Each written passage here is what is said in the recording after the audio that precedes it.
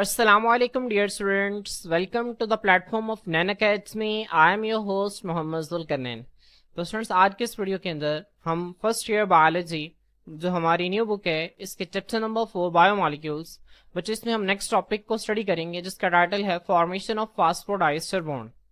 अगर आप बच्चे इस पूरे लफ्ज को 3 हिस्सों में तोड़ दें, फास्फो को अलग कर दें, आप डाई को आप अलग कर दें और आप ईस्टर को अलग कर दें तो आपको इसका समझना बहुत आसान हो जाएगा। बच्चों यहाँ पे जो फास्फो है ना, ये असल में जो है वो फास्फोरिक एसिड को रिप्रेजेंट कर रहा है H3PO4। बच्चों this is the phosphoric acid और इसका स्ट्रक्चर मैंने आप लोगों को बताया था कि फास्फोरस का जो है वो ऑक्सीजन के साथ डबल बॉन्ड होता है। यहाँ पे एक हाइड्रोक्सिल ग्रुप मौजूद होता है, यहाँ पे एक हाइड्रोक्सिल ग्रुप मौजूद होता है और यहाँ पे एक हाइड्रोक्सिल ग्रुप मौजूद होता है। तो बच्चों ये फास्फो जो है वो फास्फोरिक एसिड को रिप्रेजेंट कर रहा है। डाई बच्चों कहते हैं 2 को। और बच्चों ईस्टर आपको बताया कि एक ऐसा बॉन्ड है कि जब अल्कोहल और एक एसिड जब आपस में रिएक्ट करते हैं तो उनके रिएक्शन के नतीजा में वो बॉन्ड जो कि अल्कोहल और एसिड को आपस में जोड़ देता है तो उस बॉन्ड को हम ईस्टर बॉन्ड का नाम देते हैं और इस रिएक्शन को हम स्टेरिफिकेशन कहते हैं। बात मैंने आप लोगों को जो है वो न्यूक्लिक एसिड्स पढ़ाते वक्त बताई थी। तो बच्चों अब यहाँ पे इसका मतलब क्या है? इसका मतलब ये है कि जो फास्फोरिक एसिड है ये 2 ईस्टर बॉन्ड्स जो है वो किस तरह से बनाता है, आज के इस लेक्चर के अंदर हमने इस चीज को स्टडी करना है। बच्चों मैं आप लोगों को लाजमी रिकमेंड करूंगा कि आज का लेक्चर सुनने से पहले आप लोग इससे पिछला लेक्चर लाजमी सुन लें जिसमें मैंने आप लोगों को adenine, thiamine, cytosine, guanine, uracil बच्चों की जितनी भी नाइट्रोजनियस बेसिस है मैंने आप लोगों को इनको जो है वो ड्रॉ करना सिखाया था। तो आज के लेक्चर शुरू करने से पहले आप लोगों को वो तमाम नाइट्रोजनियस बेसिस जो है वो बहुत अच्छे तरीके से ड्रॉ करनी आती हो ताकि आप लोग जो है वो इस लेक्चर को बेहतर अंदाज से समझ सकें और इसको जो है वो अच्छे तरीके से याद कर सकें। तो बच्चों आए हम लेक्चर को स्टार्ट करते हैं। बच्चों आज के इस लेक्चर के हमारे 3 मेन ऑब्जेक्टिव्स हैं। जब आप आज का लेक्चर कवर कर लें तो आप 3 क्वेश्चंस का जो है वो आंसर दे सकें। सबसे पहला ये है कि what is phosphodiester linkage, phosphodiester linkage या फास्फोडाइस्टर बॉन्ड क्या होता है। दूसरा एटीपी जो है वो किस तरह से एक न्यूक्लियोटाइड के तौर पर काम करता है। तीसरा एनएडी किस तरह से एक न्यूक्लियोटाइड के तौर पर काम करते हैं। बच्चों यहाँ से सिर्फ 3 ही शॉर्ट क्वेश्चन आप लोगों से पूछे जाएंगे। आप लोगों ने 3 शॉर्ट क्वेश्चन को यहाँ से मार्क करना है। यहाँ से आप लोगों से कोई लॉन्ग क्वेश्चन नहीं पूछा जाएगा। क्लियर? तो बच्चों यहाँ पे देखें, यहाँ पे आप लोगों के सामने एक डाई न्यूक्लियोटाइड का एक स्ट्रक्चर शो हो रहा है। बच्चों ये आप लोगों की बुक के ऊपर स्ट्रक्चर बना हुआ है। बच्चों आप लोग इस स्ट्रक्चर को देख लें। यहाँ पे बच्चों जो आपको नजर आ रही है बेस, ये साइटोसिन है। अगर आप लोगों ने मेरा लेक्चर सुना है इससे पिछला तो आप लोगों को इनके स्ट्रक्चर ड्रॉ करना आते होंगे। ये साइटोसिन है बच्चों और ये कौन सी है? ये एडेनिन नाइट्रोजनियस बेस है।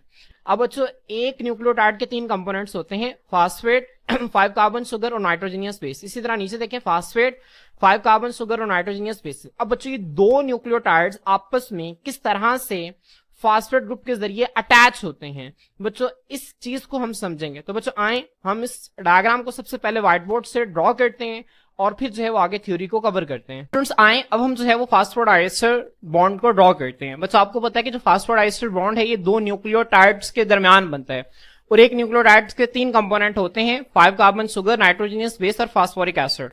तो सबसे पहले हम 2 न्यूक्लियोटाइड्स को ड्रॉ करेंगे और देन स्टूडेंट्स हम लोग उनके दरमियान फास्फोडाइस्टर बॉन्ड जो है वो देखेंगे कि किस तरह से इनकी फॉर्मेशन होती है।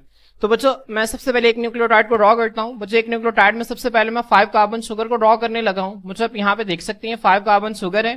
बच्चों कार्बन नंबर 1 यहाँ पे होता है, ये 2, ये 3, यहाँ पे कार्बन नंबर 4 है बच्चों और यहाँ पे आपको पता है यहाँ पे कार्बन नंबर 5 अटैच होता है। कार्बन नंबर 1 के साथ बच्चों आपको पता है कि नाइट्रोजनियस बेस अटैच होती है। तो यहाँ पे बच्चों मैं नाइट्रोजनियस बेस जो है इसको ड्रॉ कर देता हूँ। बच्चों अगर आप अपनी बुक के अंदर देखें तो यहाँ पे जो नाइट्रोजनियस बेस ड्रॉ की गई है जो पहले न्यूक्लियोटाइड के अंदर वो साइटोसिन है। तो इसी रेफरेंस से मैं भी यहाँ पे साइटोसिन ड्रॉ कर देता हूँ। बच्चों साइटोसिन ड्रॉ करने के लिए मैंने आपको इससे पिछले लेक्चर के अंदर जो था वो डिटेल से समझाया था कि आप लोगों ने किस तरह से नाइट्रोजनियस बेसिस को ड्रॉ करना है। तो होपफुली आप लोगों के लिए वो लेक्चर जो है वो बहुत ही मुफीद रहा होगा। बच्चों यहाँ पे देखिए आपने सिंपल यहाँ से स्ट्रेट लाइंस ड्रॉ करनी है, देन यहाँ पे नाइट्रोजन एंड देन यहाँ पे नाइट्रोजन, फिर बच्चों यहाँ पे डबल बॉन्ड, यहाँ पे ऑक्सीजन के साथ डबल बॉन्ड, उसके बाद यहाँ पे एक डबल बॉन्ड आ जाएगा और यहाँ पे बच्चों NH2 आ जाएगा। तो बच्चों ये साइटोसिन का स्ट्रक्चर है। मैं उम्मीद करता हूं कि आप लोगों को ये ड्रॉ करना आता होगा क्योंकि आप लोगों ने इससे पिछला लेक्चर जो है वो लाजमी तौर पर सुन लिया होगा। तो बच्चों नाइट्रोजनियस बेस यहाँ से कार्बन नंबर 1 के साथ यहाँ से आकर अटैच हो गई। अब बच्चों कार्बन नंबर 5 के साथ बच्चों क्या अटैच होता है? Phosphoric acid. और मैंने इससे पिछले लेक्चर के अंदर आपको बताया था कि वो ईस्टर लिंकेज के जरिए, ईस्टर बॉन्ड के जरिए यहाँ पे अटैच होता है।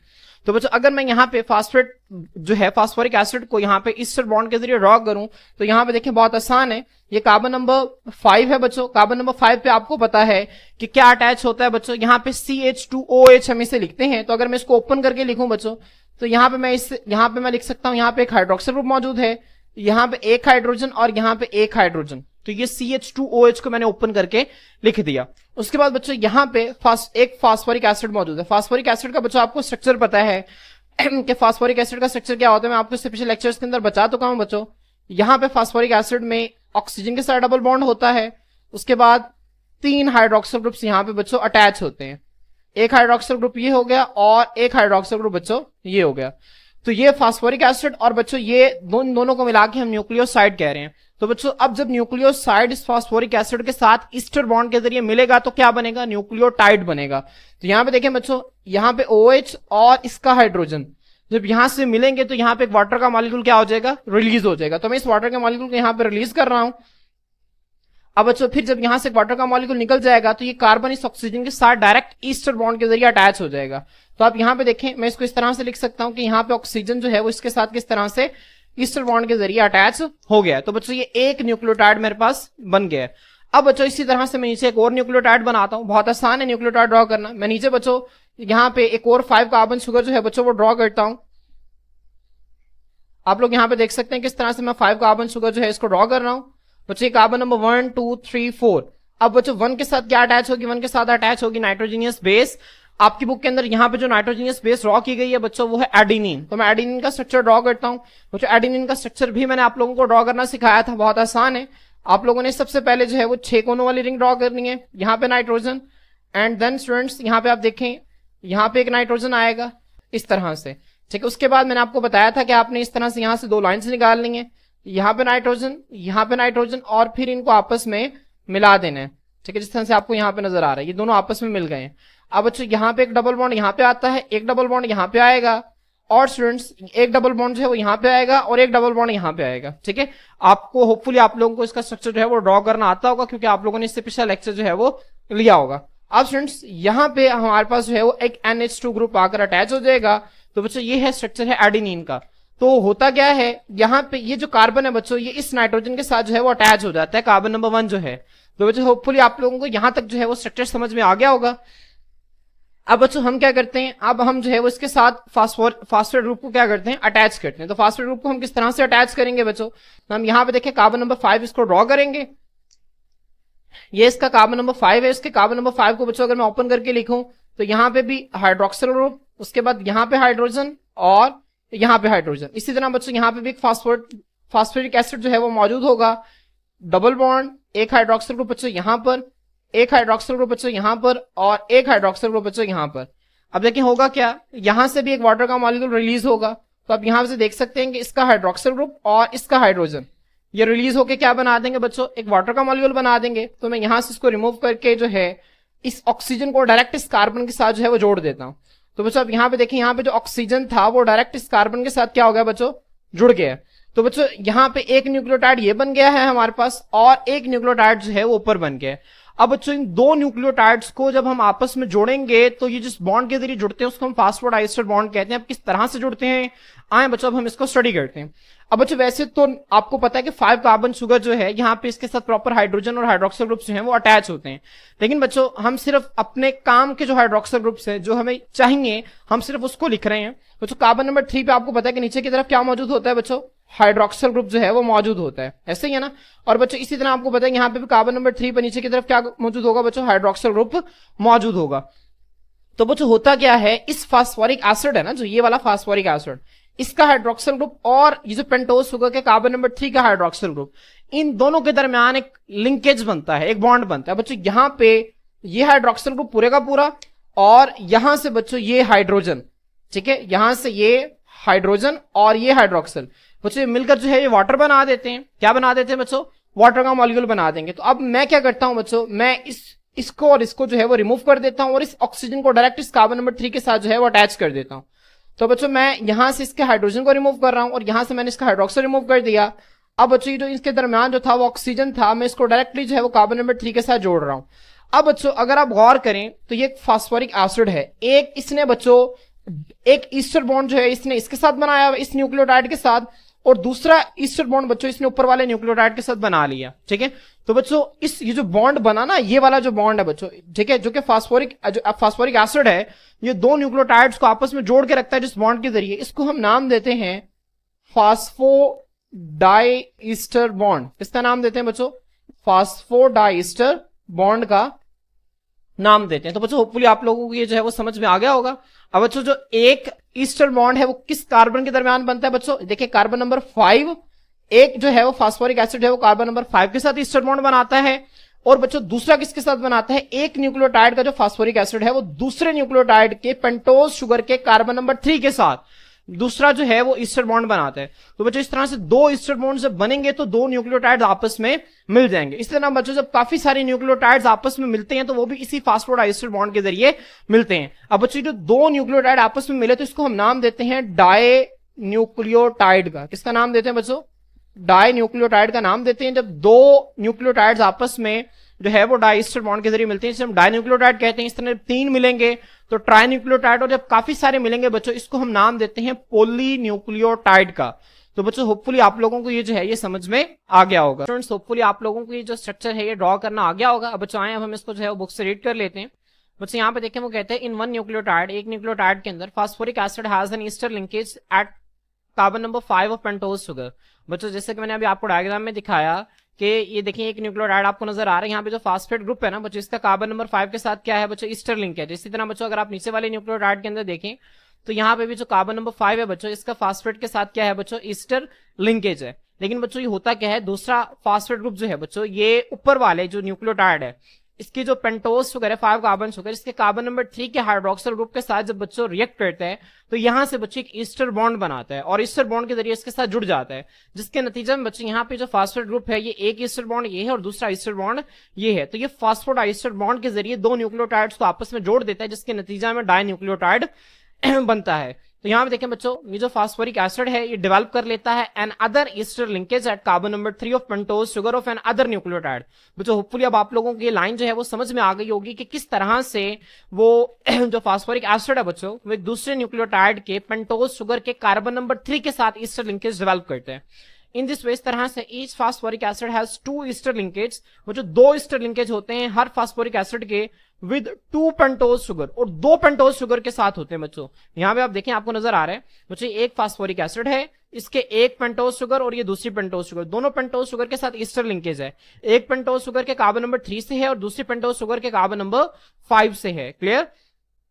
तो बच्चों यहां पे देखें the two ester linkage developed by phosphoric acid with two pentose sugars are known as phosphodiester linkage.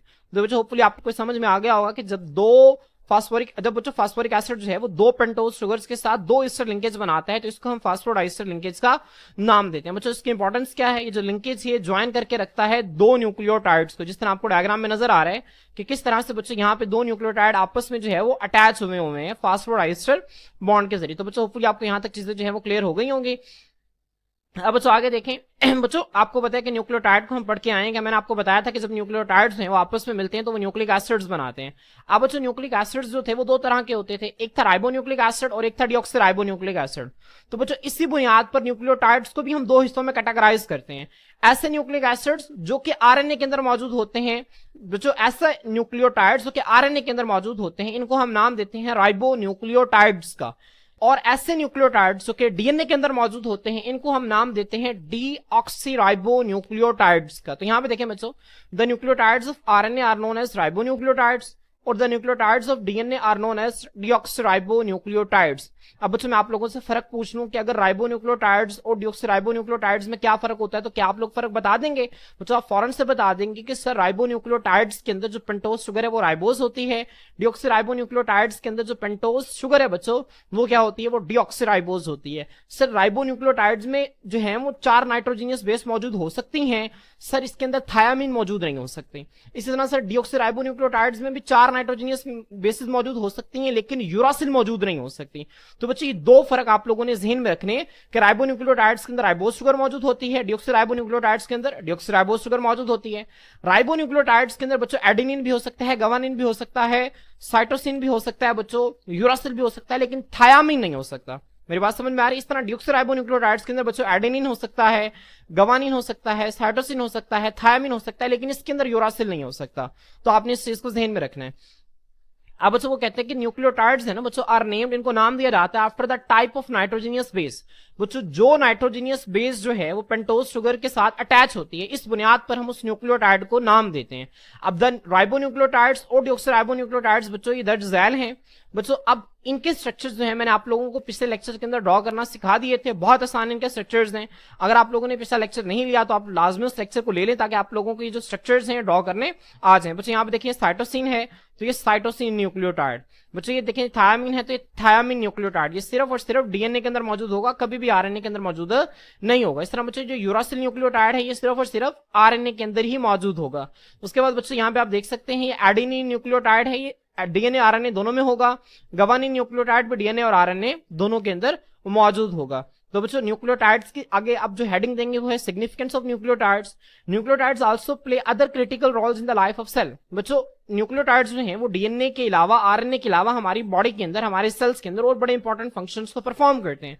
इसकी दो बड़ी एग्जांपल्स हमारी बुक के अंदर गिवन है, एक है एटीपी और दूसरा है बच्चों एनएडी। एटीपी जो है बच्चों एडिनोसिन ट्राइफॉस्फेट, ये असल में एक एनर्जी करेंसी है हमारी बॉडी की। हमारी बॉडी के अंदर जो कोई एक्टिविटी होती है बच्चों उसको, उसके लिए किसकी जरूरत होती है? उसके लिए एटीपी की जरूरत होती है। एनएडी बच्चों ये को इंजाइम है। एनएडी क्या है बच्चों? दिस इज अ को इंजाइम। और को इंजाइम बच्चों क्या होता है? ये असल में को फैक्टर होता है। को फैक्टर बच्चों आप लोग अपनी 9th क्लास के अंदर पढ़कर आए हैं कि को फैक्टर असल में हम इंजाइम के मददगार को कहते हैं। ये कि इंजाइम का ऐसा मददगार है जो कि आर्जी तौर पर इंजाइम के साथ अटैच होता है और अपना काम करने के बाद, इंजाइम की हेल्प करने के बाद इंजाइम से अलग हो जाता है। ठीक है, तो बच्चों ऐसे को फैक्टर को हम नाम देते हैं को इंजाइम का, जो कि इंजाइम के साथ लूजली अटैच हो और अपनी इंजाइम की हेल्प करने के बाद उससे अलग हो जाए। बच्चों आप इस तरह से इसको जहन में रख सकते हैं। इंशाल्लाह जब हम इंजाइम्स वाला चैप्टर पढ़ेंगे तो वहां पे हम इसको जो है वो तफसील से स्टडी करेंगे। तो बच्चों आए हम इसको एक एक करके जो स्टडी करते हैं। बच्चों आप लोगों से शॉर्ट क्वेश्चन पूछा जा सकता है कि बताएं कि एटीपी जो है वो किस तरह से एक न्यूक्लियोटाइड के तौर पर एक्ट करती है। अब बच्चों एटीपी जो है, ATP is the triphosphate nucleotide of adenine. बच्चों यहाँ पे आप देखें, आपको नजर आ रहा है बच्चों यहाँ पे ये एडेनिन है और एडेनिन के साथ बच्चों अब एडेनिन नाइट, ये आपको नजर आ रहे हैं पेंटोज शुगर और फास्फेट ग्रुप। बच्चों ये मिलकर क्या बनाते हैं? मिलकर बनाते हैं न्यूक्लियोटाइड। लेकिन बच्चों एक ऐसी न्यूक्लियोटाइड है जिसके अंदर एक फास्फेट नहीं है बल्कि कितने फास्फेट हैं? 3 फास्फेट हैं। इसी वजह से वो आपकी बुक के अंदर लिख रहा है कि एटीपी जो है ये ट्राइफॉस्फेट न्यूक्लियोटाइड है, 3 फास्फेट वाला न्यूक्लियोटाइड है। और किस नाइट्रोजीनियस बेस का न्यूक्लियोटाइड है? वो एडेनिन का। मैंने आपको बताया था ना कि न्यूक्लियोटाइड्स को हम नाइट्रोजीनियस बेसिस की बुनियाद पर नाम देते हैं। तो एटीपी जो है बच्चों ये ट्राइफॉस्फेट न्यूक्लियोटाइड है एडेनिन का। आगे देखें बच्चों, in ATP 3 phosphate groups are attached with 1 ribose sugar. एक राइबोज शुगर के साथ बच्चों यहाँ पे आप देखें, आपको नजर आ रहा है एक राइबोज शुगर है, इसके साथ बच्चों यहाँ पे कितने फास्फेट ग्रुप्स अटैच हैं? बच्चों 3 फास्फेट ग्रुप्स जो है वो अटैच होते हैं। तो आपने इस चीज को ध्यान में रखना है। क्लियर? इसके बाद बच्चों यहाँ पे देखें, ATP is the energy currency of the cell. ATP हमारी सेल की क्या है? एनर्जी करेंसी है। हमारी सेल के अंदर जितनी भी एक्टिविटीज होती हैं उन सब की प्रॉपर फंक्शनिंग के लिए जो है वो एटीपी जो है वो जरूरी है। और एटीपी प्रोड्यूस कहां पे होता है बच्चों? एटीपी प्रोड्यूस होता है माइटोकॉन्ड्रिया के अंदर through the process of cellular respiration. Glucose को ऑक्सीजन की मौजूदगी में तोड़ा जाता है और उससे एटीपी की जो है वो प्रोडक्शन होती है। जो हम इसको इंशाल्लाह जो है बायो एनर्जेटिक चैप्टर के अंदर जो है वो तफसील से स्टडी करेंगे। देखिए बच्चों, it provides energy by successively detaching its 2 phosphate groups and changing to ADP and AMP. Students आए हम इस लाइन को डायग्राम से समझते हैं।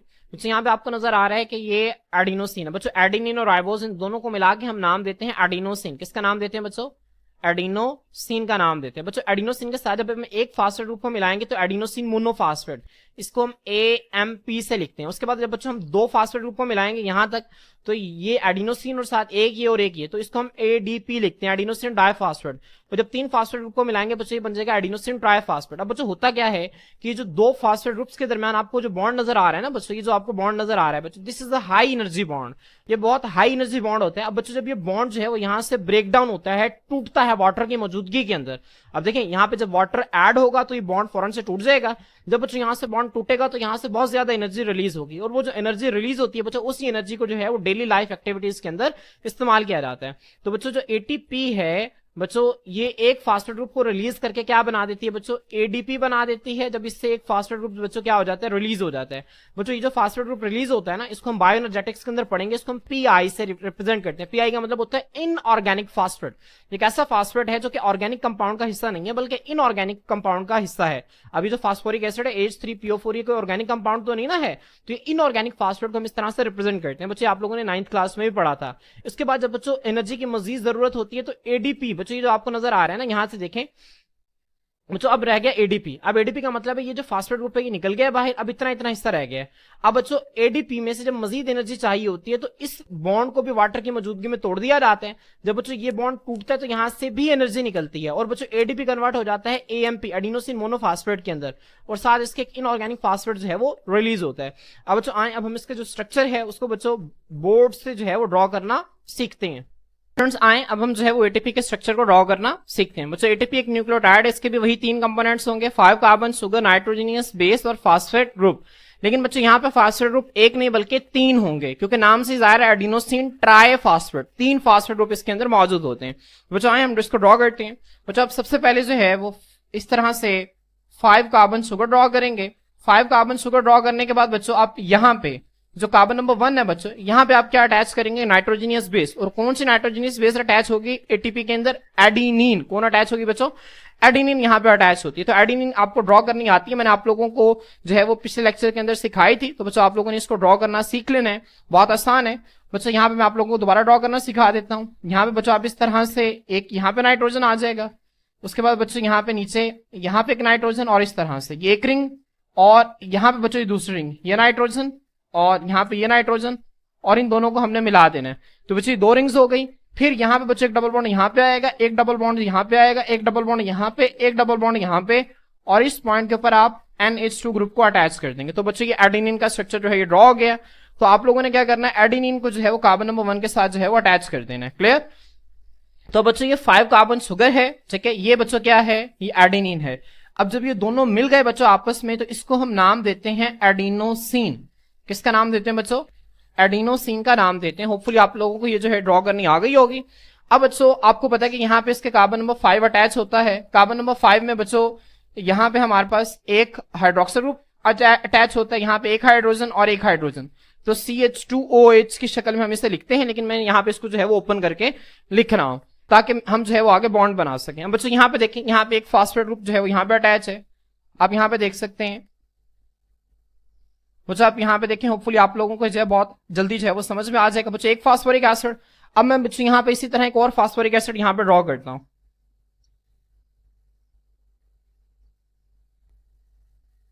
अब बच्चों एक फास्फोरिक एसिड और इसी तरह का बच्चों मैं एक और फास्फोरिक एसिड जो है वो यहाँ पे ड्रॉ कर देता हूं। तो आपको पता है कि फास्फोरिक एसिड के अंदर फास्फोरस ने ऑक्सीजन के साथ डबल बॉन्ड बनाया होता है, बाकी 3 हाइड्रोक्सिल ग्रुप इसके साथ अटैच होते हैं। अब बच्चों अगर आप देखें यहाँ पे ये जो फास्फोरिक एसिड है बच्चों, ये इस OH के साथ यहाँ पे बच्चों क्या बनाएगा, ईस्टर बॉन्ड बनाएगा। तो यहाँ पे बच्चों इसका हाइड्रोक्सिल और यहाँ पे इसका हाइड्रोजन, बच्चों जब ये निकल जाएंगे ये वाटर का मॉलिक्यूल बना देगा। तो यहाँ से मैं इसको रिमूव करके और बच्चों मैं इस ऑक्सीजन को डायरेक्ट इस कार्बन के साथ जो है वो जोड़ सकता हूँ। तो बच्चों यहाँ पे मैंने इस ऑक्सीजन को डायरेक्ट इस कार्बन के साथ जो है वो जोड़ दिया। तो बच्चों यहाँ पे इस फास्फेट ने एक ईस्टर बॉन्ड यहाँ पे बना लिया। अब बच्चों अब ये फास्फेट क्या करेगा, अगले फास्फेट ग्रुप के साथ जुड़ेगा। अब बच्चों यहाँ पे भी यही होगा, यहाँ पे एक का हाइड्रोक्सिल और दूसरे का हाइड्रोजन, यहाँ से मिलकर क्या बना देंगे, वाटर बना देंगे। क्या बना देंगे स्टूडेंट्स, वाटर बना देंगे। तो ये जो वाटर का मॉलिक्यूल है यहाँ से निकल जाएगा, और बच्चों यहाँ पे ये जो ऑक्सीजन है ये इन दोनों फास्फेट ग्रुप्स को क्या कर देगा, आपस में अटैच कर देगा। इसी तरह बच्चों यहाँ पे एक का हाइड्रोक्सिल और दूसरे का हाइड्रोजन, ये मिलकर बच्चों वाटर बना देंगे। तो वाटर के मॉलिक्यूल जो है वो यहाँ से रिमूव हो जाएगा, और बच्चों यहाँ पे जो ऑक्सीजन है ये इन दोनों फास्फेट ग्रुप्स को भी आपस में क्या कर देगा, अटैच कर देगा।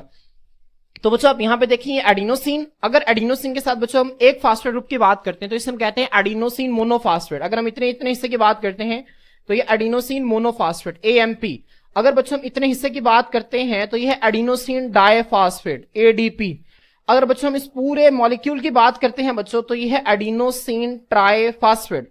अब बच्चों ATP हमारी बॉडी के अंदर एक एनर्जी मॉलिक्यूल है, होता क्या है कि जो दो फास्फेट ग्रुप्स के दरमियान जो बॉन्ड है ना बच्चों, ये हाई एनर्जी बॉन्ड होता है। जब ब्रेक डाउन होता है तो यहां से जो है वो एनर्जी रिलीज होती है। और कितनी एनर्जी रिलीज होती है, हम 9th क्लास के अंदर पढ़ के आए हैं कि 7.3 किलो कैलोरीज जो है वो पर मोल एनर्जी रिलीज होती है। तो बच्चों होपफुली आप लोगों को ये जो है स्ट्रक्चर समझ में आ गया होगा।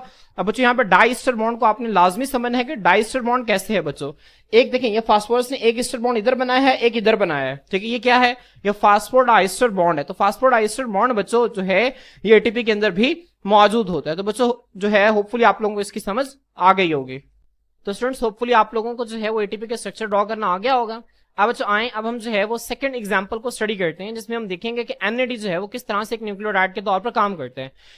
बच्चों एनएडी का मतलब अगर आपको नहीं पता तो आपकी बुक के अंदर लिखा हुआ है निकोटिनामाइड एडिनिन डाइन्यूक्लियोटाइड। बच्चों क्या है एनएडी, निकोटिनामाइड एडिनिन डाइन्यूक्लियोटाइड। बच्चों ये असल में कोएंजाइम है। अब बच्चों कोएंजाइम का कॉन्सेप्ट मैं आपको पहले भी दे चुका हूं, मैं आपको दोबारा दे देता हूं बच्चों। हम पढ़ेंगे एंजाइम्स वाले चैप्टर में कोफैक्टर को। कोफैक्टर बच्चों होता है एंजाइम का मददगार। कोफैक्टर दो तरह का होता है, एक होता है इनऑर्गेनिक कोफैक्टर और एक होता है organic cofactor. Inorganic cofactor carbon hydrogen के अलावा बाकी चीजों से बना होता है। ऑर्गेनिक कोफैक्टर बच्चों कार्बन और हाइड्रोजन पर मुश्तमिल होता है। ऐसा ऑर्गेनिक कोफैक्टर बच्चों जो कि एंजाइम के साथ मजबूती से जुड़ जाए, उससे अलग ना हो, ऐसे कोफैक्टर को नाम देते हैं प्रोस्थेटिक ग्रुप का। और एक ऐसा ऑर्गेनिक कोफैक्टर जो कि एंजाइम के साथ लूजली अटैच हो और अपनी फंक्शनिंग परफॉर्म करने के बाद एंजाइम की हेल्प करने के बाद उससे अलग हो जाए, ऐसे कोफैक्टर को हम नाम देते हैं कोएंजाइम का। तो एनएडी बच्चों निकोटिनामाइड एडिनिन डाइन्यूक्लियोटाइड ये एक ऑर्गेनिक कोफैक्टर है जो कि एंजाइम के साथ लूजली अटैच होकर उसकी हेल्प करते हैं। तो बच्चों ये क्या है, दिस इज अ कोएंजाइम। अब ये क्या करता है बच्चों, it acts as hydrogen acceptor in oxidation reduction reactions in cell. बच्चों आपको पता है कि सेल के अंदर जो है वो ऑक्सीडेशन रिडक्शन रिएक्शन, जिनको हम रिडॉक्स रिएक्शंस भी कहते हैं, बच्चों सेल के अंदर मुसलसल हो रहे होते हैं। तो बच्चों यहाँ पे एनएडी जो है बच्चों वो हाइड्रोजन एक्सेप्टर के तौर पर काम करते हैं। एनएडी क्या करता है बच्चों, जब इसको इलेक्ट्रॉन्स मिलते हैं और साथ बच्चों इसको मिलते हैं हाइड्रोजन आइंस। क्या मिलते हैं बच्चों इसको, हाइड्रोजन आइंस। तो बच्चों किस में कन्वर्ट हो जाते हैं, कन्वर्ट हो जाता है NADH के अंदर। फिर बच्चों इस हाइड्रोजन आयन को क्या करके रखता है, ये स्टोर करके रखता है। और फिर जहां पे इस हाइड्रोजन आयन को डोनेट करने की बारी आती है, वहां पे इन हाइड्रोजन आयंस को ये क्या कर देता है, डोनेट कर देता है। तो बच्चों ये आर्जी तौर पर सेल के अंदर जो है वो हाइड्रोजन एक्सेप्टर के तौर पर काम करता है ऑक्सीडेशन रिडक्शन रिएक्शंस के अंदर। अब बच्चों आपको पता है कि जब एनएडी के अंदर हाइड्रोजन ऐड होगा तो एडिशन ऑफ हाइड्रोजन को हम बच्चों क्या कहते हैं, ऑक्सीडेशन कहते हैं या रिडक्शन कहते हैं, बताएं शाबाश। Addition of hydrogen is called reduction, ठीक है। तो एनएडी की रिडक्शन हो जाएगी और जिससे ये हाइड्रोजन ले रहा है उसकी ऑक्सीडेशन हो जाएगी। मुझे इसको हम तफसील से बायोएनर्जेटिक्स के अंदर स्टडी करेंगे। यहाँ पे मैं सिर्फ आप लोगों को जो है वो सरसरी से इसका कॉन्सेप्ट दे रहा हूं, ताकि अगर आप लोगों को थोड़ा सा भी बैकग्राउंड नॉलेज हो तो आप लोग इसको बहुत अच्छी तरीके से कवर कर सकते हैं। इसके बाद बच्चों ये इसका स्ट्रक्चर है जो आपकी स्क्रीन के ऊपर शो हो रहा है। बच्चों आए अब हम इसके स्ट्रक्चर को बोर्ड से ड्रॉ करना सीखते हैं। स्टूडेंट्स आए अब हम जो है वो NAD निकोटिनामाइड एडेनिन डाइन्यूक्लियोटाइड के स्ट्रक्चर को ड्रॉ करना सीखते हैं। बच्चों नाम से जाहिर है डाइन्यूक्लियोटाइड का मतलब है यहाँ पे दो न्यूक्लियोटाइड्स हैं वो मौजूद होंगे। तो बच्चों सबसे पहले हम एक न्यूक्लियोटाइड ड्रॉ करेंगे, फिर दूसरा न्यूक्लियोटाइड ड्रॉ करेंगे और फिर इन दोनों के दरमियान बच्चों हम क्या करेंगे, हम फास्फोडाइस्टर बॉन्ड को ड्रॉ करेंगे। तो बच्चों यहाँ पे देखिए मैं सबसे पहले एक न्यूक्लियोटाइड का स्ट्रक्चर ड्रॉ करता हूँ। बच्चों एक न्यूक्लियोटाइड में आपको पता है कि जो सबसे पहले हम ड्रॉ करते हैं वो 5 कार्बन शुगर है। अब बच्चों यहाँ पे मैं 5 कार्बन शुगर ड्रॉ करता हूँ। 4 कार्बन आपको पता है रिंग के अंदर होते हैं और 5वां कार्बन जो है वो रिंग के बाहर होता है। यहाँ पे बच्चों एक हाइड्रोक्सिल ग्रुप यहाँ पे मौजूद होगा, हाइड्रोजन हाइड्रोजन CH2OH हम इसे लिखते हैं, क्लियर। बच्चों ये कार्बन नंबर 1 2 3 4 और ये 5। अब बच्चों 1 पे यहाँ पे 1 जो कार्बन नंबर 1 है ना, यहाँ पे बच्चों हम नॉर्मली जो है वो nitrogenous base adenine guanine cytosine thymine uracil attach करते हैं। लेकिन यहाँ पे बच्चों NAD के स्ट्रक्चर में पहले न्यूक्लियोटाइड के साथ आपने एक मॉलिक्यूल अटैच करना है जिसका नाम है निकोटिनामाइड। क्या नाम है बच्चों, निकोटिनामाइड। अब बच्चों निकोटिनामाइड का स्ट्रक्चर कैसे ड्रॉ करना है आप लोगों ने, बहुत आसान है, मैं आप लोगों को इसको ड्रॉ करना सिखाता हूं। बच्चों आप लोगों ने सबसे पहले जिस तरह बेंजीन का स्ट्रक्चर ड्रॉ करते हैं ना, इस तरह से आपने बेंजीन का स्ट्रक्चर ड्रॉ करना है, बहुत आसान है। बच्चों यहाँ पे देखें और फर्क कहां पे आएगा, सिंपल आपने यहाँ पे एक नाइट्रोजन लगा देना है और वही डबल बॉन्ड्स बच्चों जो आप लोग पहले लगाते हैं।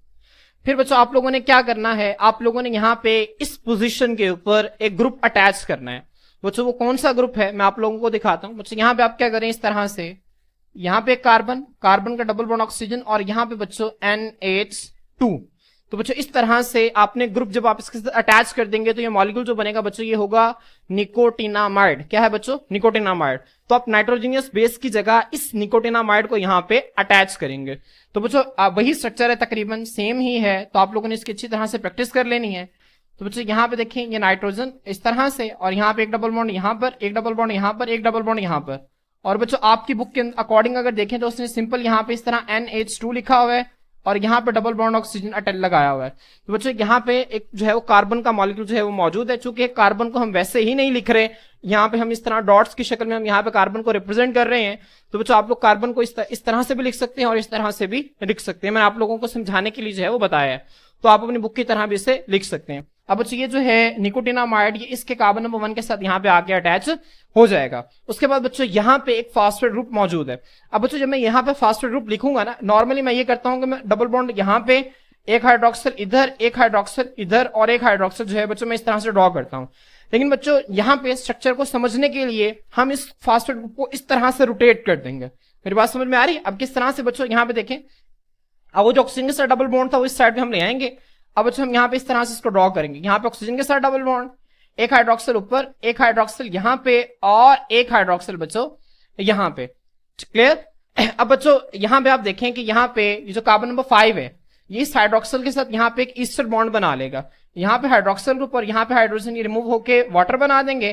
तो बच्चों यहाँ पे मैं इसको रिमूव कर रहा हूँ और इस ऑक्सीजन को जो है वो मैं डायरेक्ट कार्बन नंबर 5 के साथ जहाँ पे लिंक कर रहा हूँ। तो बच्चों होपफुली आप लोगों का एक न्यूक्लियोटाइड जो है वो ड्रॉ हो गया है। इस न्यूक्लियोटाइड के अंदर ये जो आपको स्ट्रक्चर नजर आ रहा है बच्चों, ये क्या है? ये निकोटिनामाइड है। क्लियर?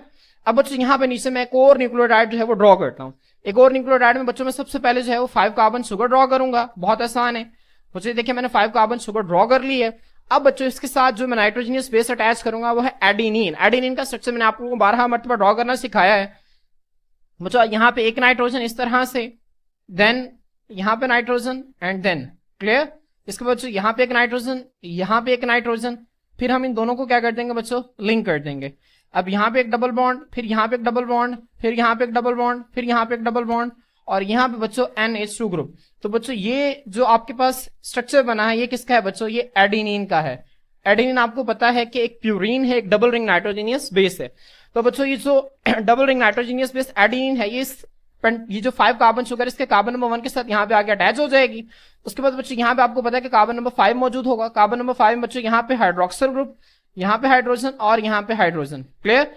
अब बच्चों यहाँ पे मैं जो है वो एक और फास्फोरिक एसिड यहाँ पे इसका ड्रॉ करने लगा हूँ। यहाँ पे बच्चों देखें फास्फोरिक एसिड। अब बच्चों यहाँ पे मैं इसको इस तरह से रोटेट कर दूंगा। अब मैं यहाँ पे डबल बॉन्ड जो है ऑक्सीजन के साथ यहाँ पे ड्रॉ करूंगा। यहाँ पे बच्चों हाइड्रोक्सिल, यहाँ पे हाइड्रोक्सिल और बच्चों यहाँ पे हाइड्रोक्सिल। अब बच्चों यहाँ पे देखें, यहाँ पे क्या होगा? यहाँ पे ये हाइड्रोक्सिल और ये हाइड्रोजन मिलकर वाटर बना देंगे। तो बच्चों यहाँ से मैं इसको रिमूव कर रहा हूँ।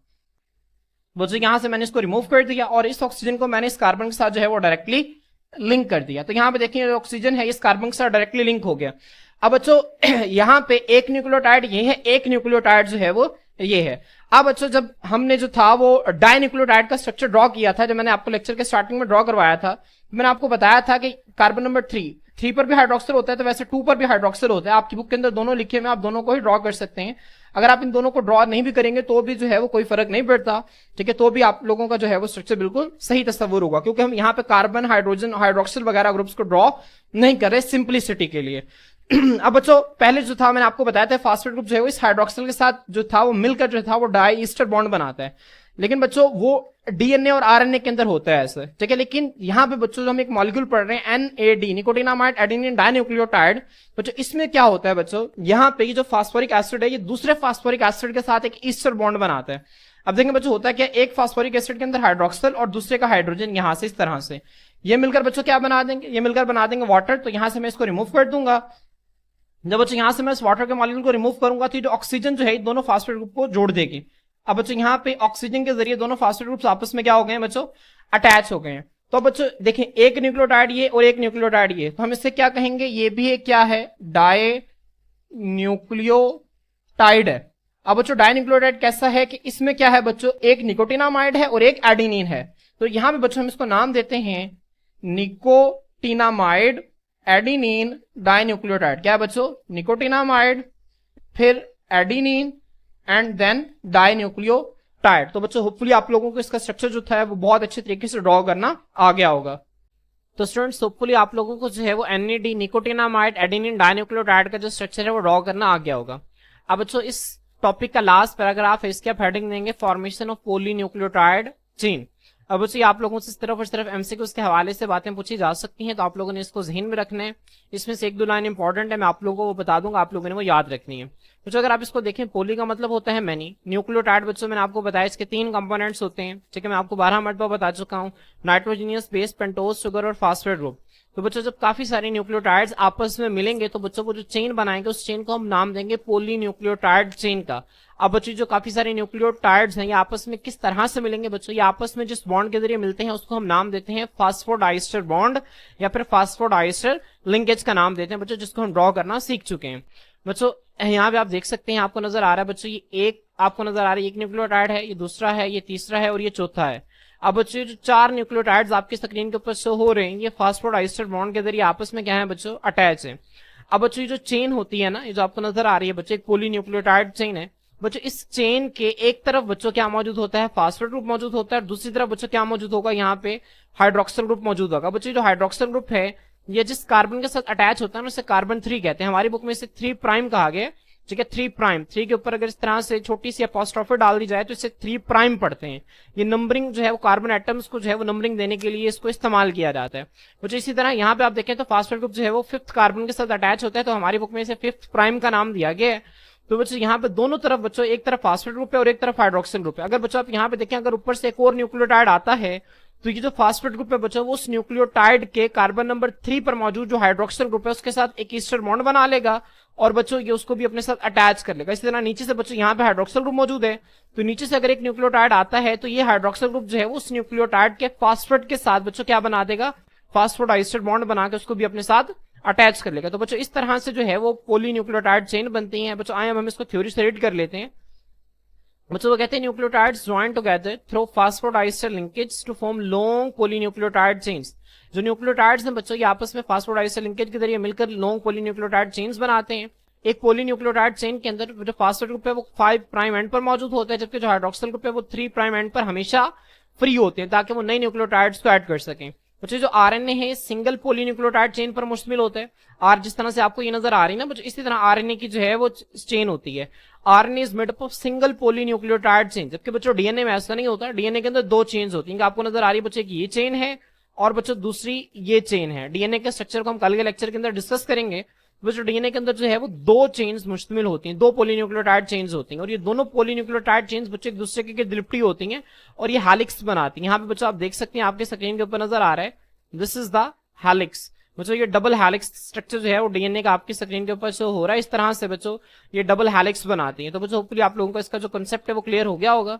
कुछ यहाँ से इसे देखें, वो कहता है ऑन द अदर हैंड, दूसरी तरफ DNA is double helix and is made of 2 polynucleotide chains. DNA जो है वो डबल हेलिक्स होता है, ठीक है। हेलिक्स बच्चों इस तरह स्प्रिंग लाइक स्ट्रक्चर को कहते हैं, एक ये और दूसरा ये, तो इस तरह से 2 हेलिक्स होते हैं, तो इसी वजह से इसे डबल हेलिक्स कहा जाता है। क्लियर? तो बच्चों होपफुली आप लोगों को आज का लेक्चर जो है वो समझ में आ गया होगा। इंशाल्लाह नेक्स्ट लेक्चर के अंदर हम नेक्स्ट टॉपिक के साथ आपकी खिदमत में हाजिर होते हैं। आज के लिए इतना ही, अल्लाह हाफिज।